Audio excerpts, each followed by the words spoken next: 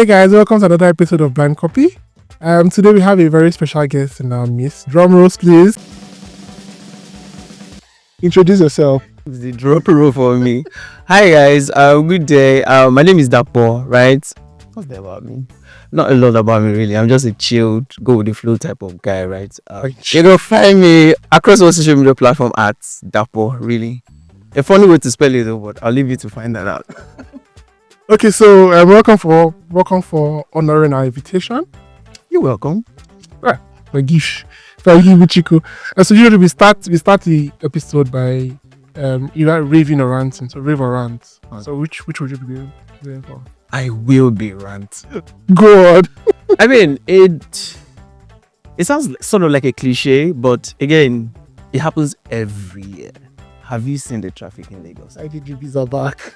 Like these guys, it's bad enough that you've come to oppress us with your dollars and pounds. You are now dragging road with us. Traffic. You know, I went out this morning. I said, oh, it's still church time. Just a few people will be on the road.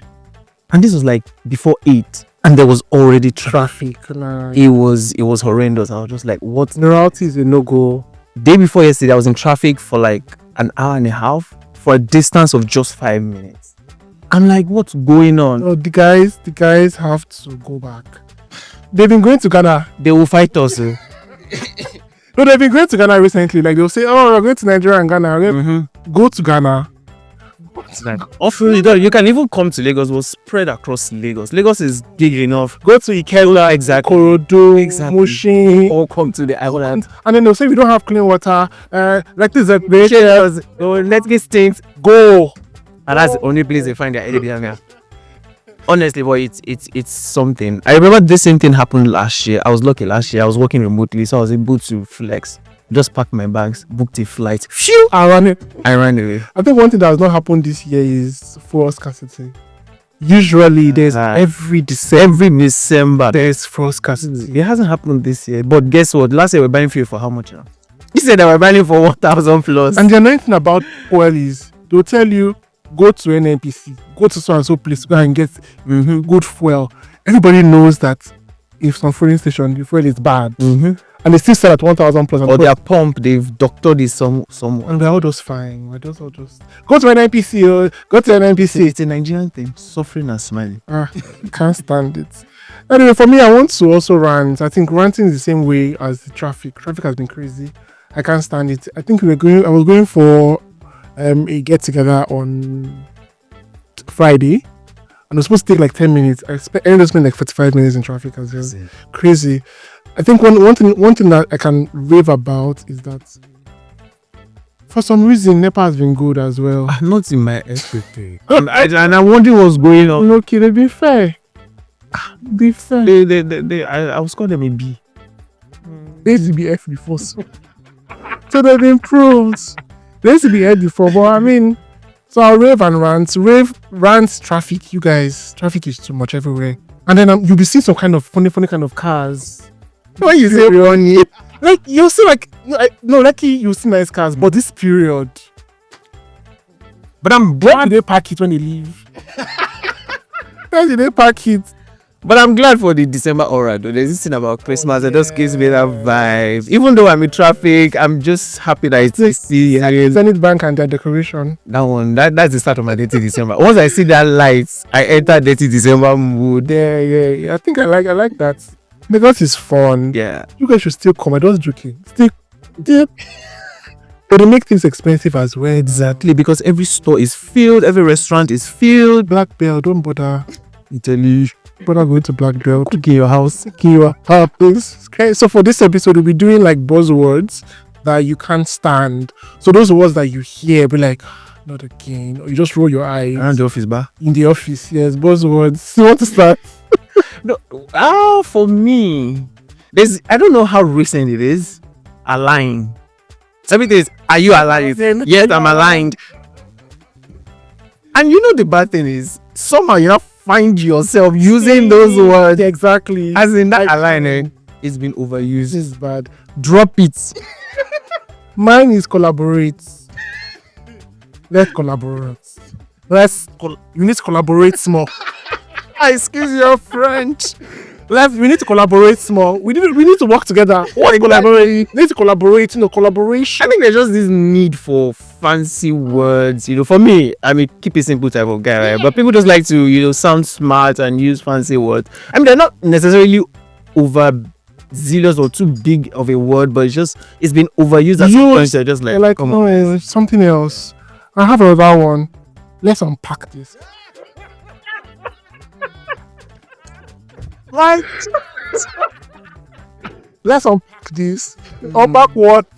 I won't say too much about that one. No, I won't say too much. Let's unpack this. So like, what are we packing? No. Maybe one more. One last one I have. Which one? Low hanging fruits. Are we plucking? That's a sales term I cannot stand. As in, what are the low hanging fruits here? Like again, simple words. All the things that we can. Okay, I guess it might be a bit longer to say the exact meaning, but when you sort of like put it in those kind of words, you're like low hanging fruit. And then everybody's using it. Yeah. Low hanging fruit. And they're overusing it. That's the problem. Overusing it. Too much. That was fun. Do you have any other one? I'm muted. Can you hear me? I'm trying not to say too much. Please say one more. Let's just. I was muted. I was speaking, but I was muted. Stop. That was. You were not. Actually, not speak for me. Exactly. You were not speaking. You did not know what to say. You were not listening. You were not listening. Then they buzzed you and say they've called you. Like, oh, sorry, I was speaking on mute. Get out of here. I'm still lies. That was fun. Okay, so we'll go into dilemmas. Oh, okay. So we have about 3 dilemmas for the episode. I'll read the first one. Okay, so we have okay, she didn't write the title. But this person goes, hello co-workers. I need solutions to it all seems like my world is crashing right before me. Oh wow. Go on. Then you serious. No, really. I want exactly. Go on. I'm a girl of 28 and I'm in a relationship of about 2 years now. I work in an insurance company and life has been good until my boyfriend lost his job roughly 10 months ago. And everything changed. I cater for him and myself as well since then. He continually nags about not having a job despite his application for a new one. And to be very honest, this whole situation sucks life out of me. So I decided to meet my boss at the office and I asked if he could help in any way. He accepted but requested sex with me. I'm not laughing. Go on. And because I felt fed up with my boyfriend's situation, I gave in to sleep with my boss. But we had an agreement that it will be a one-time stuff. I was desperate and willing. Go on. Let's not laughing. I was desperate and I was willing to sacrifice for my boyfriend. Weeks later, my boyfriend got the job. And according to the company policy, employees must have a 3-month training period before confirmation. This situation led to my boyfriend being trained at my branch of the company, which is also where my boss that gave him the job works. Coincidentally. Just less than 6 weeks, my boss couldn't let me stay a day without further requests for sex. Go on. Please. And in the process, my boyfriend found out the whole thing. He quit the job instantly and left town without a word. He doesn't take any of my calls. He doesn't want to hear my side of the whole thing. I feel confused as I only intended to assist, but it's all falling in on me now. I write so that I can have a public view and advice on what to do. Is there a chance or anything I could do to salvage the situation? Please, I need help. Babe. When you were reading at first, I thought maybe it was a joint, like he knew the price she was going to pay for him to get a job. First and foremost, you shouldn't do that. Shouldn't do what? Sleep with your boss for your... sleep with your job. No. You guys, if you sleep with your boss to get your boyfriend a job. I mean, I don't know. I understand the idea around sacrificing a relationship, going the extra mile. But this just seems a bit too much, right? He doesn't know. Now, I mean, clearly has left you. So at the end of the day, what's the point? What have you gained? Right. And he actually resigned the job as well. And left. Wow. Immediately, he found out. Baba will go back to square one. Man, I have plenty questions. How did he find out? Well, me, I'm trying. No, you know this new trend of we listen, We don't such. I am trying not to judge, but again, I mean, How did he find out? So he was asking her for sex continually. First of all, well done. boss. No, the girl first. No, I think he could have found out because from that I understood they were all in the same branch. The boss, her, and the guy. And of course, if there's that type of thing going on, exactly, it would sort of show in some sort of way, and talk start to go around. So it's. But the boss, I mean, for you to even agree to say let's have sex. First and foremost, that boss is a horrible boss. Horrible. I mean, you understand the situation that she's in. Advantage of. Exactly, and you want to continue to take advantage. Let's even say, okay, you agreed. You did something wrong, and you said one time you had a contract. I did. They had a contract now. It's a contract. It's never contract. Like only one time. Oh, I'm only due once. Mm-hmm. Now go and say, come and do every day. Just because you have access to her now. So what should she do? The thing is, at this point, I don't think there's anything she can say to the guy. I don't know what they're. You force the guy for leaving. I don't. Bearing in mind that she did this for him. I get it, but I don't, because for me, I wasn't informed. I'm putting myself in the guy's shoes. If she had told me, I'd have told her not to. You know, another job will come. It's been a while, but patience is a virtue. At some point, something will come along. I would not put her in that kind of a situation for me to get a job. I don't know. That's just me. But at this point, I don't think there's anything she can. She can try to explain to the guy, but if his first instinct is to leave her. That's where I was going to. If your first instinct is to flight or to run, run away, flight. You're not even listening to what she has to say or why she did, or if she even did it. Or exactly. Right. Or maybe she was exactly. Maybe she was coerced and you just run away. First of all, you should. And I could also understand from the guy's perspective, because again, that picture continues to be in. No, I don't even think you should stay. I mean, boils down to his values. If you cannot stand it, it's fine. I understand. But the opportunity to even say why I did this and the reasons and all of that. I don't know the reason. No, I did it for you. That's all. I did it for you. You guys wondering, you're doing it for me, but you should have carried me along. I should have had a say in this kind of a decision. I don't know if you're listening. It's a terrible, terrible situation. A terrible, terrible situation. Now, you're going to be faced with your boss who always wants to sleep with you. Except to leave the branch. I think you should cut it off with the boss. Cut it off with the boss. First and foremost. Explain to the guy, not necessarily with the aim of getting him back, but let him know. Leave like an email or something. Yeah, just try to, sort it out with him so that he knows, what has happened. Cut it off with the boss and just try to piece your life back together, really. And if you can leave the organization, really, because it's always going to be weird. It's always not that easy. No, but it's good. I mean, if you can, think about it. This is the boss that you didn't want to sleep with him, but because of this not happened, and now he's asking you. Even if he stops, it's always going to be weird. It's always going to be that aura. I know, but so if you can, leave the organization or change units. Exactly. Or stop sleeping with him. Just cut it off with the boss. And he can't report you. Can't harm you. As a matter of fact, you have the upper hand here. Exactly. And if you continue, send an email to HR. Sexual harassment. And for the boyfriend, if you're listening, forgive her. I don't know. Maybe don't get back, but listen to her. I can understand. It's not easy. So that's that. That's for that. Any other thing I want to say before we go to the next one? No, go to the next one.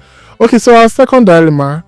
I am presently in a dilemma and I need urgent input. I believe we have experienced career people here that must have gone through what I'm going through at the moment. But guys, speak for yourself. Let's listen to it first. So I got a job about 6 months ago. It's quite a good job. Thanks to Nairaland job section. Okay, wow. Well done, Nairaland. On resumption, I noticed there was a total overhaul of my department. All former staff were fired, and we were employed to replace them. I resumed I resumed same day with my department head. 2 months later, a junior officer was employed to join us. I have had a fantastic relationship with my manager the past 6 months, and we are in good terms. We drive home together every day. Bad, bad for business. We chat and have quality conversations, even lunch together sometimes. But I'm really becoming worried about something else. My manager seems to take credit for all my work. He somehow denies me the opportunity to prove my worth to top management. Now I will give you a typical example. Whenever our GMD comes around, there's always a meeting with one rep from each department. Not necessarily the departmental head. In his absence, I'm supposed to represent the department, and he denies me this opportunity. He has on many occasions denied my opportunity to meet the GMD on job-related issues. When the GMD seeks to see someone from my department or sign some documents even in his absence, he either calls me to hand over documents to the GMD secretary or an office assistant to drop the document. Furthermore, on resumption, I noticed the company still run their accounting department manually. An accounting software was introduced. As a software guy, I have used this software as an accountant, I have used this software for years, which my manager, is not familiar with. Though after the software was deployed, we were trained. Even after the training, he seems not to know his way around a software interface. I single-handedly automated all historical data for the previous 2 years, and my manager took credit for this, even at management meetings, without mentioning my name. It's really annoying. I am totally pissed right now because he just got a pay rise, courtesy of the successful deployment and automation of the accounting system, which he knows absolutely nothing about, which I single-handedly, painstakingly worked on for over 6 months, even investing my Saturdays. The above is just one instance of many. I expect a manager to represent work done.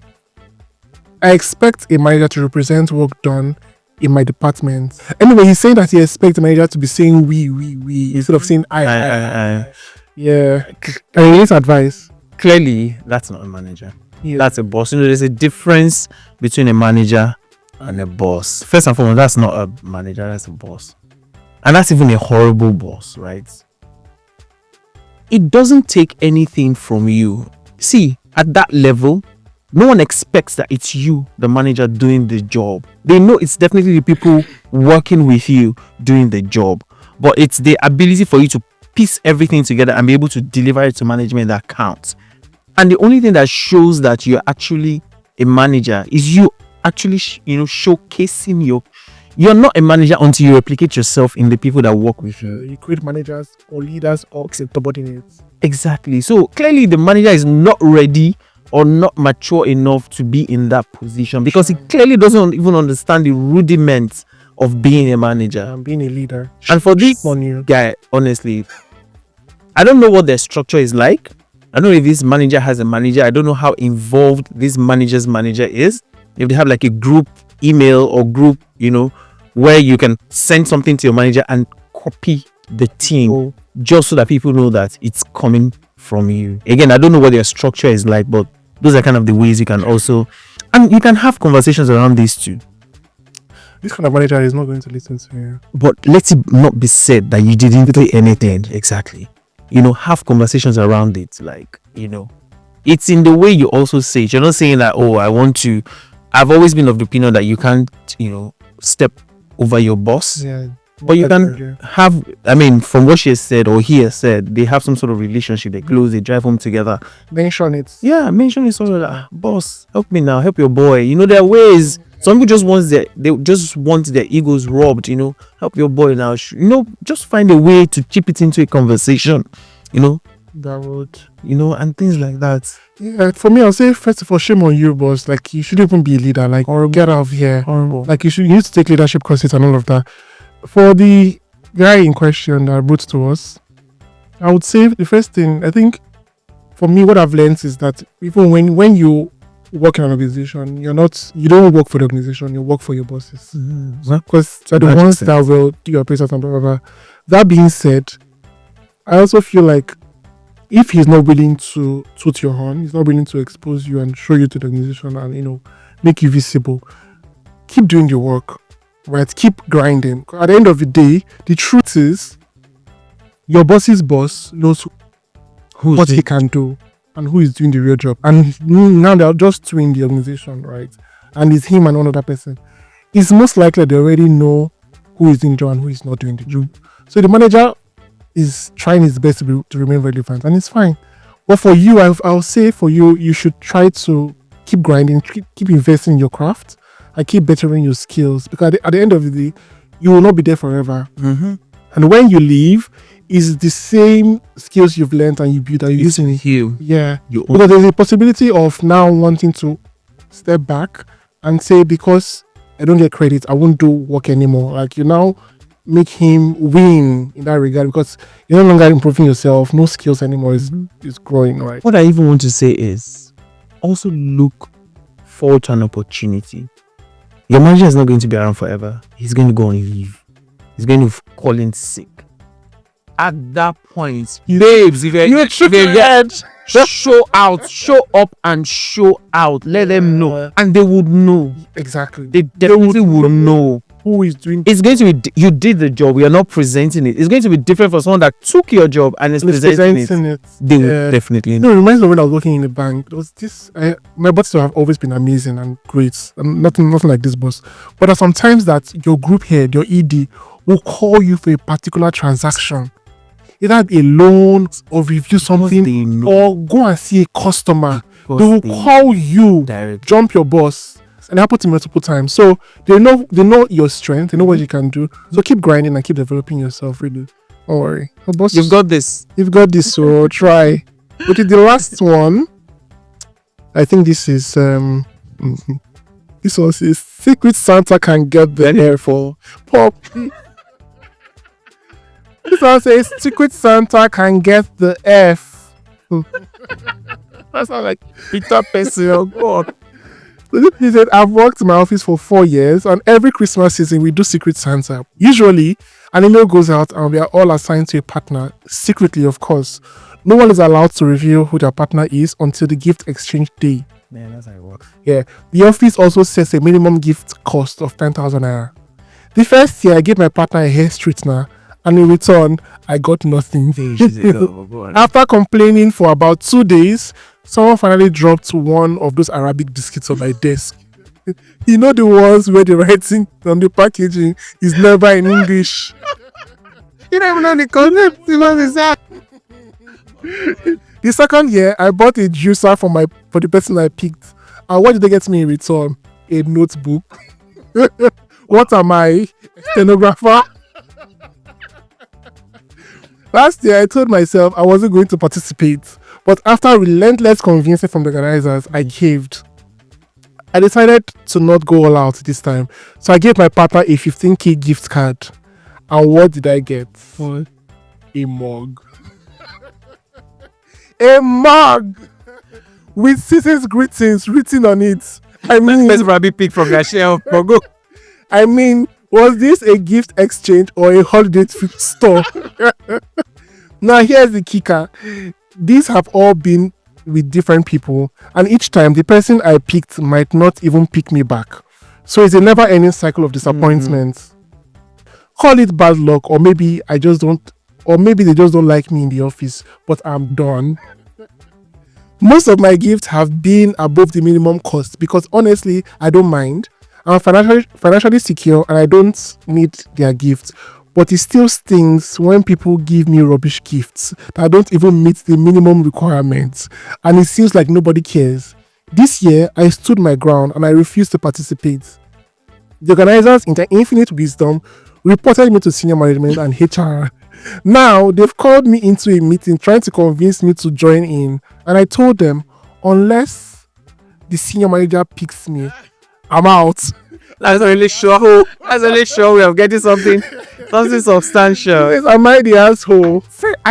You don't think Secret Santa should be compulsory. I don't know. That's what you know. I don't think it should be compulsory, to be honest, right? This Secret Santa, this secret vow. It has never really been my thing in the office, but you know how it is. They sort of coerce you to join. And well, for me, I always try to make sure that it's, I'm doing the most, not the most, but just making sure that at least what I'm giving makes sense, something the person can actually value. I think shame on your work. Mug with season's greeting. The person could have had it like 5 years ago, sitting on their shelves. Season's greeting. Exactly. You don't even, those nice mug where you pour hot water and your picture comes up. You don't even do that type. Say season's greeting. But again, to pay to speak for the other side, you don't know what financial situation they're in. You don't know what's going on in their lives. Please. But I think if they don't have the capacity, maybe they too should have pulled out. If they know they're not going to be able to, deliver in terms of gifting the other person something nice, maybe they should have pulled out. But again, these things, for me, it's not a big deal. Even if I don't get, I just move on. So she said, it's not a big deal for her. But yeah, but I can understand how she still feels like I'm doing this year on year. But if you want to, first, even this senior manager calling you to coerce you, come on now. It's not by force. It's not by fire. Do you get? That's just my take. If you want to pull out, please pull out. I think I'm with you on that. Secret Santa, people always just take opportunities to receive gifts and not give. To the bare minimum. He just want to give you like a mug or a notebook. Let me not even have what's a notebook before in the office. He will stay in that office. I'll not even take it out. And the person dropped it on my table. Yeah. When I was not there. Did you know who he was? Before. No, I found that. Me, I would dig. I found that, but the truth is, like you said, if you don't want to make it known, I say I'm not doing, don't include my name. Exactly. I'm not receiving, I'm not giving, keep me out of it.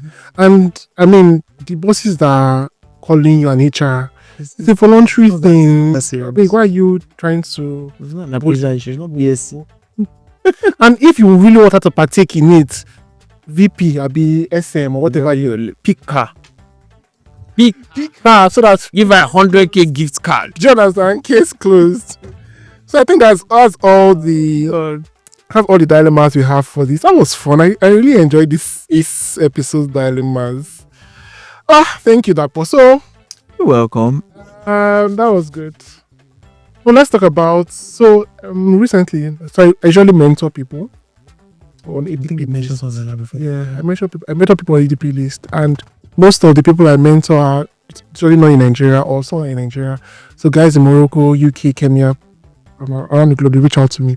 I had a session early this week, and the girl was telling me about how she should go about negotiating for an increased pay.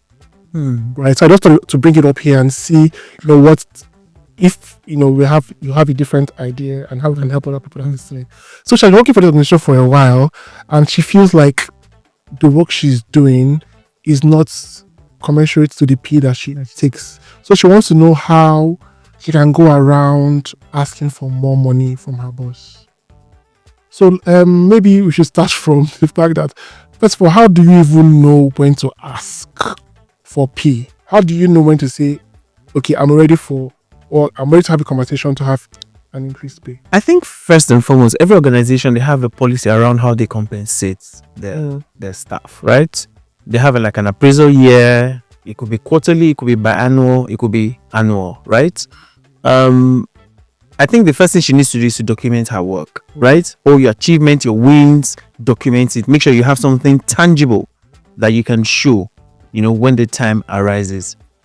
If the time she's feeling this, whatever feeling she's feeling is close to appraisal, I think she should wait till appraisal period or around that time to have the conversation. First and foremost, you have your work in hand to show this is what I've done, right? Have the conversation before the appraiser actually comes to say, boss, this is what I've done, this is what I'm proposing, so that it doesn't come to the boss as a shock. Some bosses can act ignorant as if they don't know, right? Have that. If it's, let's say this feeling is coming in February, your appraisal period is not until November or December, for instance, you could still have the conversation, but I think what's important is reading the room, knowing the right time.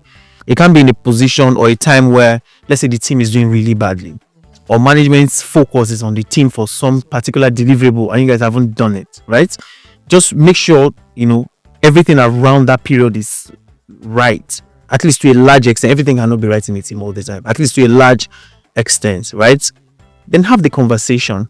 If the owners and your boss will tell you, the boss will definitely give you, it's a good boss though, will give you feedback, and tell you how to actually go about this. But first and foremost, ensure that you have your work documented. You're not just going to say, I feel like exactly. I think I have done XYZ. My target was to bring in XYZ. I have brought XYZ plus X.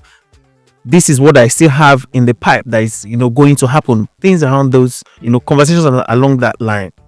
And just have that conversation, then hear the feedback and take it from there. Yeah, I think I totally agree with you. I think what you should do is to, like Tapo said, you need to document what you've done.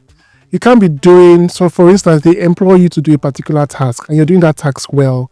That does not warrant the periods. Because you're doing what you've what you've been employed to do, you're doing it well. Kudos to you. Wait for your appraisals, get your A, get your bonuses or whatever. Or if you're going to ask for a raise based on the work that you're doing, you must be doing what you're supposed to do plus X. So for instance, you're a team member, you maybe are four in the team and your team lead leaves, right? And then you are sitting in for your team lead. Now you're stepping up. Now you're doing the responsibility for yourself and the team lead, right? You're taking charge of the team meetings. You're doing this, you're doing that in place of the team lead. So that should be documented properly to say this is what I've been doing for the last 2, 3, 4, 5 months, right? And you think you should be compensated for this. So it's important to document. And remember, doing your work well is not necessarily a basis for a pay raise. I mean, that kind of conversation can wait for appraisals and all of that. Like you said as well, you need to read the room. You need to know when to ask. Yeah, you need to know when. You can't just spring up when everybody is doing poorly. Or maybe you're the only person doing well and everybody's not doing. Or maybe the organizational dynamics is bad at the time, right? I also say to make it a corporate conversation. Don't make it an informal, like I'm playing. Exactly. Schedule a one-on-one for it. Exactly. Schedule a one-on-one with your boss. Even your presentation slides, if you're going to use that, should be proper. Make it, because guess what? Your bosses or our bosses or bosses in general are happy with you doing your job and paying you less. Because they're saving the organization money. So they want you to do so well but pay you the least. So to convince them, you should document it, make it formal. Even your request should be formal in that regard. I think that would help. And maybe going back from what you said, maybe just touching based on the timing. Right? You said if you want to ask in a particular time, try to make it during appraisal period. So what if, for instance, maybe she had a conversation in December and the boss says, oh no, you're not ready. Maybe she says, we will employ someone in January. So there's no need for us to do this. Maybe you've kept doing this job and now it's already June. Do you wait till December again? Right? So what happens where the wait period and appraisal period is far apart and they just want to keep using you for no reason? Yeah, that's what I said. If the period, I said, if let's say this feeling or whatever is coming around February and appraisal is December, just read the room and make sure that things are, you can actually have that conversation at that point. It's not a case where the team is doing badly, you guys are on 10% of budget. When the team is doing good, your boss is in a good mood, just throw in the conversation, have the conversation. And it's always good to have a conversation because, again, you just find out that apparently they're planning to bring in somebody else. For some reason, they haven't considered you. I don't know. It sort of happens. Yeah, they haven't considered you, and you actually have been doing the job. And then they'll tell you to train the best person. It has happened to all of us. Yeah, it has happened to us. Being at the giving end and at the receiving end, time and time again. So it's always good to have those conversations, but ensure that things are fine. You're at a good place. It's at a period where you're actually surpassing budget, for instance. The team is doing good. Extend yourself. If you have people working with you or your colleagues, let them also be able to speak for you. Not that you're the only one thinking and everyone is like, So what if this person, he or she, the person asked was a she, for instance. What if she asks now and she gets rejected? Rejection is part of everything, right? But it's also in the way you have asked. And again, there's something I learned. really from the band, a no is an opportunity to represent your case. Don't take a no as the end of the road. Yeah. It's an opportunity for you to look. Somebody's going to leave the organization. No, but that's because if someone tells me no, I always also ask for feedback. What could I have said to have gotten a yes? What could I have done differently? Exactly. So I've gotten a yes, and then you can repackage and put it in and represent at a more favorable time. If you've gotten a no, like you said, either you present or start looking for where to go. I bet, let's be honest. Some bosses will never increase your pay. They'll keep giving you excuses because, like I said, they want you to do the best work you can do for the least amount of pay. And then they'll bring somebody to the organization and pay the person twice what you're asking. I'm telling you. And you will train that person. And you will report to that person. Leave the room and get out when you can. Yeah. I think, okay, maybe a different angle would be, what if I'm leaving the organization and maybe typically the normal, what's the word? Increase people get, say 10 to 20%, typically leaving from like when you're moving from one organization to another organization is usually around 10 to 20% increase. Well, let's say, for instance, you've been working at a firm that doesn't pay well, say they're paying you 100k, but the counterparts in other organizations are getting like 200k, 250k. So even when they do the 20%, that's like 120k. It's still not where you should. Yeah, how do you Again, this one has happened to the best of us. Yeah. Me personally, I have experienced it. And I tell when I started trying to fight it, it was already too late, right? So I think first and foremost, you need to understand the industry average. What's this particular role? What should I be getting? Personally, what I do when I get into negotiations like this is to ask the organization, do you have a budget for this role? And what's the budget? They will come and tell you, we don't have a budget, give us your last earning. Let's see what you're... Such a lazy organizations. Such a lazy thing to do. Then they sort of peg you. They just give you like the barest minimum increase and sort of peg you and all of that. Some organizations, again, also have like a rate. They say, oh, based on your experience, what you're bringing on board, they also have people in the organization that they peg you with. So you can't completely, totally blame those organizations. But I think for you, you also need to know what are you bringing to the table, right? Let them know this is what I'm going to do. I can grow this from this, from X to Y in this period. Know what potential you're bringing. Itemize that and highlight it very strongly in your negotiation. Right? But always have a walk away number. That's what I tell people. I always have a walk away number. I also try to find out about that organization because, again, for me, for a lot of us, it's about the money, right? Even they could say, that place, they will stress you, they will work you. But are you going to pay me enough for that stress, right? So have a walk away number, a number that you know that even when all that stress happens, when the alert drops at the end of the month, you're like, smiling, you're like, this is worth it. Yeah. So know what you think is the appropriate, pay around that role across within your industry, really.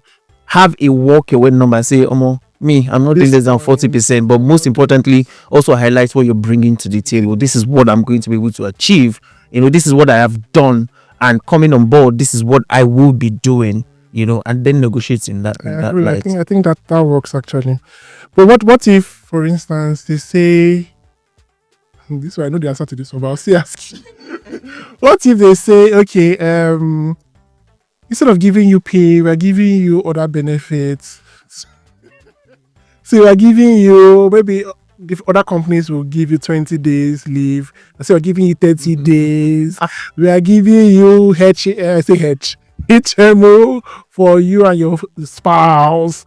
We are giving you those other non-financial things. Right? Is that enough to compensate for the financial? I can only speak for myself. I don't think it is. For me, at the end of the day, is my take home. Exactly. What is monthly take home? Exactly. What is hitting my account at the end of the day? What's my net? Right? That's what's most important to me. Again, you need to have this number at the back of your mind in terms of what you intend to have. Then you can then negotiate around, okay, maybe 10% less, 5% less, but have that number that, it's the minimum that you're willing to take. All those non-cash, they're the norm. You should have HMO, you should have leave days. You can then negotiate 20, 25, whatever. But you should have those things. But what is going to... At the end of the day, you're not going to use leave to pay your bills now. You're not going to use HMO to pay rent. NEPA light, take five working days. Exactly. You're paying service charges. 5 working days. You get so. I agree. I totally Whilst all of that is good, is important and nice. you should, work on Speak what is the next that is going to hit you. Hit your account. I totally agree. I like money, me and Ibo. I said it before. I need the money that is hitting my account at the end of the month to make sense. I love an extra 10 days for leave, and I love the fact you want to accommodate my family members for the HMO. But when I keep saying H, it's H. God, it's H. I'm just saying H. Mama H. Anyway, so I already know that these things will come in during negotiation. I don't expect it to be the reason why you don't pay me enough, right? Like you said, I always have a walkaway number. So million, 5 million, 10 million, whatever it is. If you cannot meet this, I'm sorry, I can't do the job. Then again, another thing is you can't just say I'm good. You need to show that you are good and show that your skills demand the amount you are requesting for. If you're in sales like me, a good thing for a salesperson is your network. So when you're negotiating, when you're speaking about your work, you need to show that I know people within the industry that I'm applying to. If you're going to be selling to banks, you know the CIO, you know the MD, you know the this. So that's what So you show the organization, I can bring this is what I can bring to you. I can grow your revenue. You should pay me this, right? I think that's that. And sometimes people will say you should resume, and then after 6 months we review. I don't do it all. No, from day one. All those take this level, something of confirmation. I don't. If I'm not good, I'm not good. If I'm good, pay me what I'm worth from day one. It's always difficult to have those conversations after you've come in. Yes, it has happened to all of us. Left where you're working. Exactly. Once you come in to have those conversations, there's no need. It's very difficult. I think that's all we can share around negotiation. Thank you, Dako, for sharing. And if you're listening, I hope we've been able to help you. And my mentee that asked me this question, I trust you're listening. So this is dedicated to you. I also hope that you were able to get one or two things that we didn't discuss during our mentorship session. So our last segment really is where we play a game. Okay. Let's play a game. Festive. So this is... Don't worry, it's not that hard. So this game is called Human Shazam, right? So basically, I will recite the first 10, at least 10 words in the song, and you're supposed to guess or tell me the artist and the name of the song. The artist and the... Yes. Which genre of music though? Is Africa, is Nigerian songs. They're all Nigerian songs. So if you give me just the name of the song, that's 50%. If you give me just the name of the artist, that's 50%. So I have to give the two together. Yes, and it has to be correct to get the correct. So let's start. The first song, Girl, You're Behind is a Killer. Okay,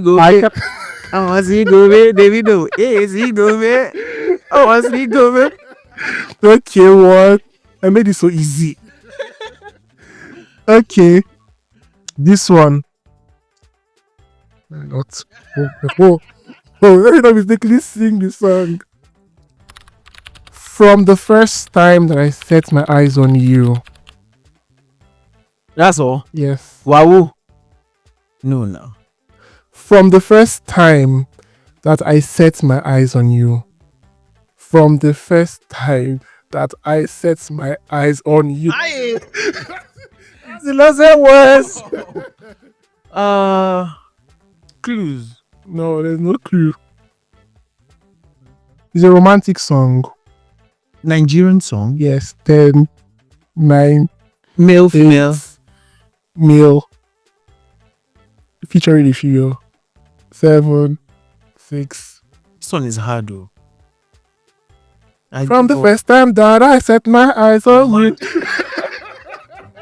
Oh, I know what you said. I gave you the name of the song. I said it's a romantic song. The title of the song is romantic. Bro, exactly. Wow. Until I saw the hit. I really love that song. Wait, okay, put from. I thought you said you didn't say it well. I said it well. Okay, the third one.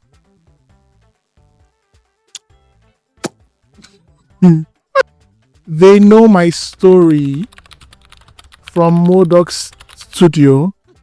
I've been hustling. Yeah, they know my story. Yeah. Someone else with you. I also. Okay, what name of the song? What name of the song? Unforgettable. By who? By whiskey, are you joking?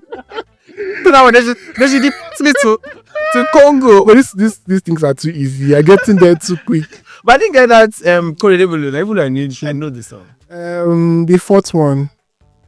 This one is easy. I don't know why I put this one. Once I say the first word, you know. No be you. No be you.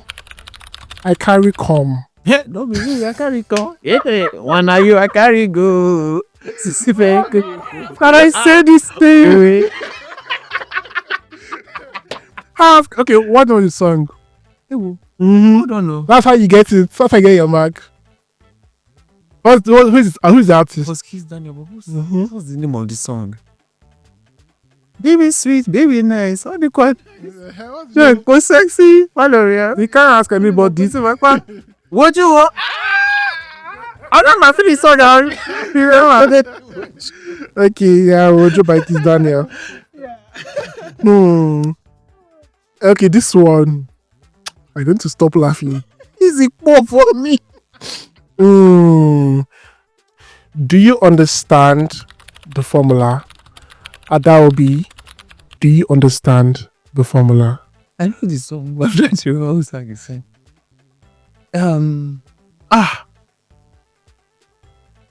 I know this song, but it's not coming to me right now. Hold on. I don't need to remember the tune. Then I remember the. Do you understand the formula? It's the phone for me. Adobe, do you understand I know the this formula? Do you understand the phone? It's like a no rap, but 10, wait. 9, 8, 7. I know the song where I give up. It's Maven. I know, but Maven, the crew. Yeah, it's Sija. Do you understand the formula? Adobe, do you understand the formula? do you understand the formula? Adobe. He's my dry song, chavo. Go on. So that they catch you. No vex up, maybe. I love you, God. Okay, the sixth one. This one is easy. I see the blood of an innocent child, and everyone. Asha. Mm-hmm. Fire on the mountain. All right. Gonna try. I'll try.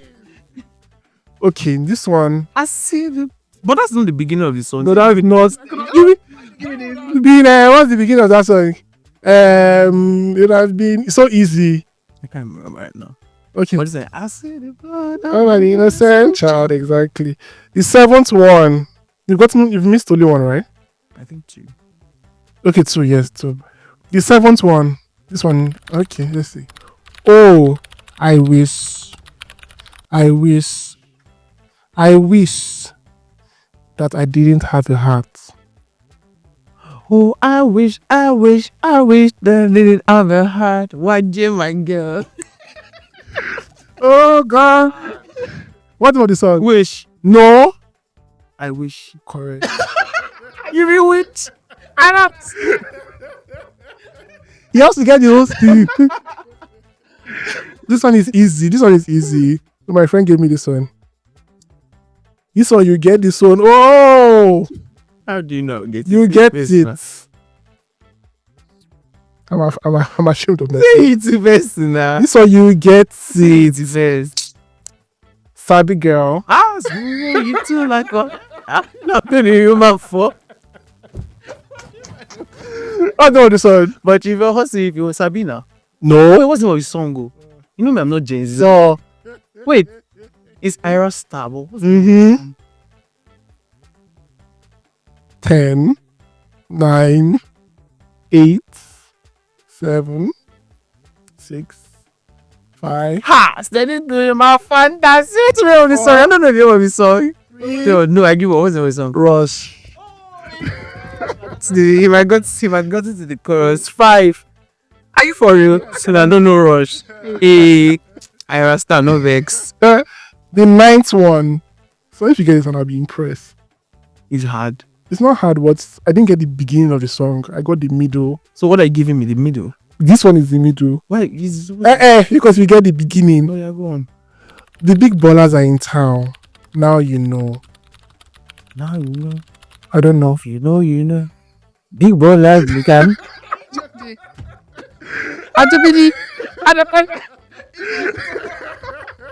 Who sang it? Flavor. What's the song of the song? Mm-hmm. Now you know. If you know, you know. The big ballers in town. What's the song? Of the song. But you are not cutting my 50%, my 50 marks. So I'm cutting half is now one. Flavor. Ajibuja. What's the name of the song? You know, Big baller. oh, that's what we saw. Yes. Honestly, So that's another half. The last one. This one is easy. now, so you say this one easy, right? No care the name of this. This one is easy. Is the title you may not get. Okay, I'll be laughing too much. I'm singing the song. Go. I will be right beside you, like the wall of Jericho. I'll be right beside you. I give up. Like the wall of Jericho. They don't know. Okay, who sang it? Chicken now. There are two people. Did you feature somebody? They sang it with somebody. You see me. Title. Running to you. There you running to you, chicken. I love chicken. I love singing. So How many did you get? I think like 8. I think Or like 7, then 2. then so half. yeah, 8. Okay, see, 80% is not bad. So well done. I think that's the end of our episode. Thank you so much, Dako, for coming. Now, just remind the guys where to find you on social media. At Dakpo. Funny way to spell it, but Then the funny way to spell they it. should go and find out. Make I give them walk. Okay, so thank you guys for watching. I think it was a very interesting episode. We had dilemmas, lessons learned. We didn't do lessons learned. What lessons did you learn this? What else do you want to share? This could apply to work. It could apply to life. It really could apply to anything. And it's sort of like a cliche in terms of a phrase. It's called patience is a virtue, right? I'm not close to where I should be or where I want to be, but I remember when I was praying for everything that I have now. At some point, it felt like when, you know, I'm not rich, I don't have money, I don't have any, but I sort of lived a very comfortable life, at least to a large extent, right? And I remember when it was all like God, when, right? So I just want to tell particularly young people out there that probably just started working and they're wondering, particularly with the way the economy is, things are sort of difficult. You know, you're earning more, but inflation is like sort of chopping into it. And all. Keep grinding, keep owning your craft, you know, whatever it is that you do. But just know that at some point, it's all definitely going to pay off, right? Patience is a virtue. Just keep being patient, keep doing what you're doing, keep believing in yourself, keep learning, soak in as much. You know, people always like, this work is too much. Work would always be too much, but I've never heard of work killing somebody, right? Well, guess what? Everything that you've learned is with you. You have that skill. No one can ever take it away from you. And it helps if you have transferable skills. So anywhere else you go, you're able to apply those skills and you would shine. At some point, everything will cross or everything would, you know, pan out and you would sort of be grateful for it. I think that's it. Yeah, you heard it, guys. So that's our lesson for this week. Thank you, Dago, for coming. And thank you for sharing. Thank you for watching. I had so much fun. Please like, share, comment, you know, tell your friends, you know, subscribe on YouTube. Subscribe on YouTube, like on Instagram, share with your friends, share with your work colleagues, you know, and you know, put in comments. Let's get feedback as well. It's fun being here. Thanks, Suzu, for having me. Thank you, Dago. Thank you guys for watching. Bye-bye. Bye.